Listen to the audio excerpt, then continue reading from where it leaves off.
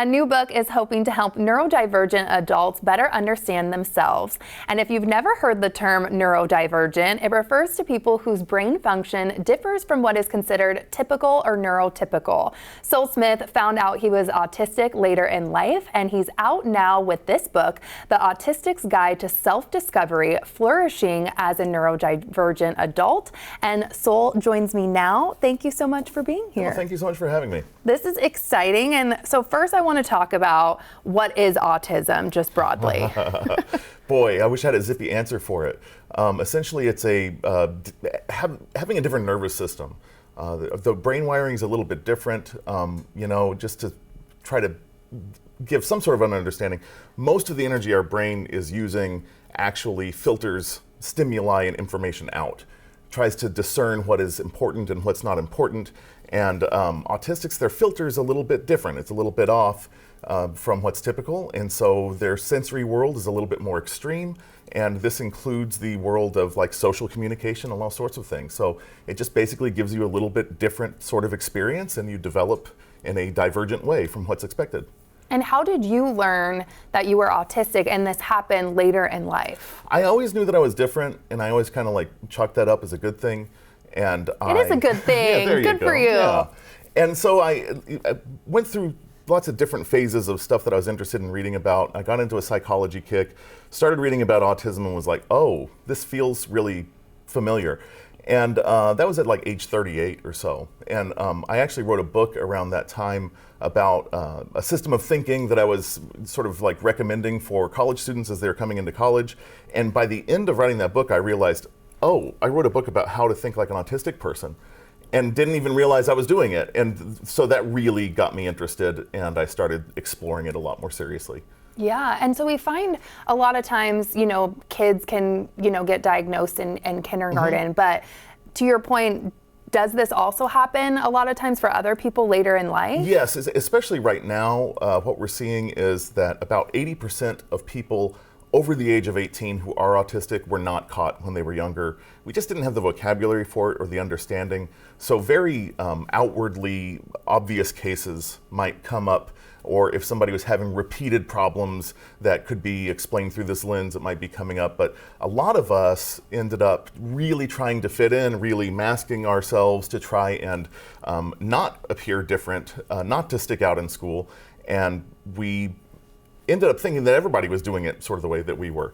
And basically, it's sort of this point you come to it later in life where you realize, my life makes more sense through this lens than not.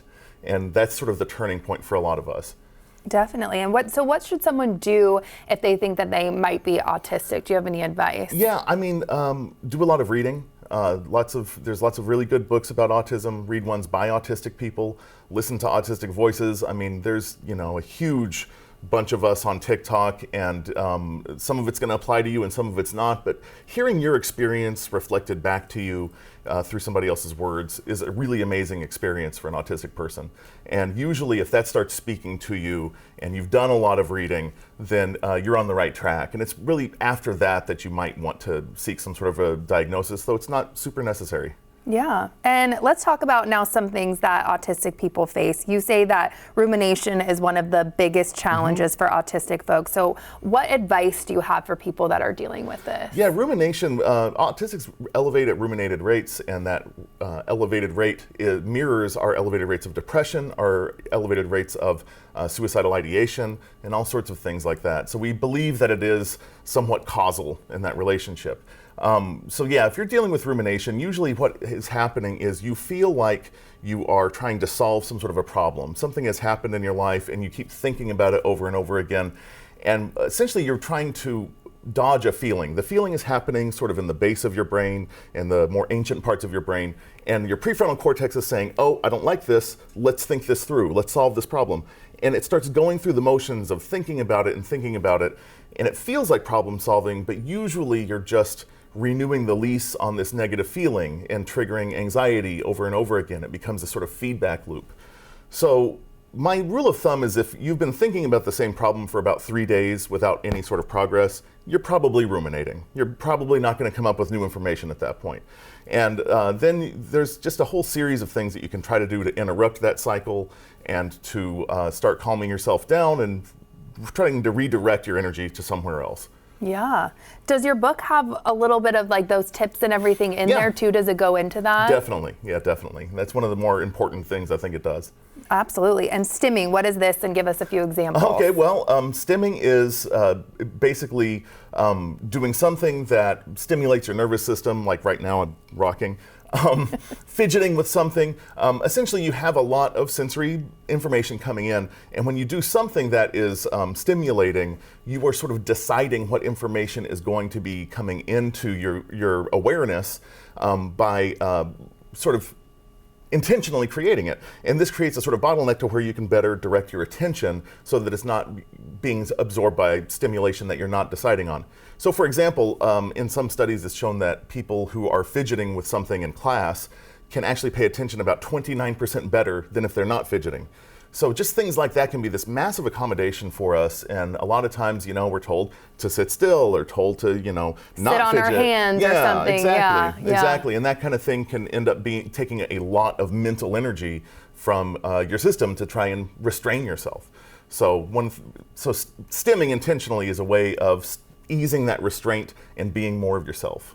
And we love that. Yeah. Demand avoidance. What is that, and what strategies can we have to overcome that? Oh man, I wish I had a good strategy just to pull out of my pocket. Yeah, demand avoidance is essentially this feeling, we've all sort of had something like it where somebody says, hey, remember to do the dishes, and you say, well, now I don't want to do it. I was going to. True. It's those moments that something that you were being autonomous about has become a demand, and it makes it instantly unappealing. This is especially troubling for autistics and ADHDers who feel like they lack a lot of autonomy in their life, who feel like their choices are made up for them, that they have to do a lot of things that aren't interesting, that don't give them a lot of dopamine, and it essentially creates this spot in your brain where any sort of demand can sort of set off this warning light of like, hey, don't do this, you're going to be criticized, and it's not going to be any fun, and it can become a real problem.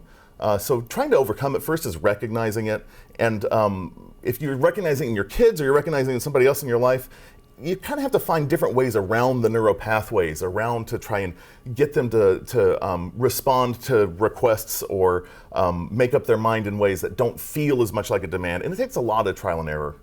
Like everything else. Okay, so what do you want the takeaway to be when people read your book? I want the takeaway to be that this isn't a bad thing, that the more you know about yourself, the better, and that there are a lot of really great things that come along with understanding that you're autistic. And I want this to sort of be a very affirming way to take a look at your life and recognize that it's a social disability, that it's a disability that we have put on us by living in a society that wasn't made for neurodivergent people, and that you can make modifications in your life that can be accommodating enough to live a much happier life. Amazing. Where can people find the book? They can find it just about anywhere, Amazon, Barnes & Noble, or my website at professorsoul.com. Yeah. Amazing. Soul, thank you so much for being here. Thank you very much.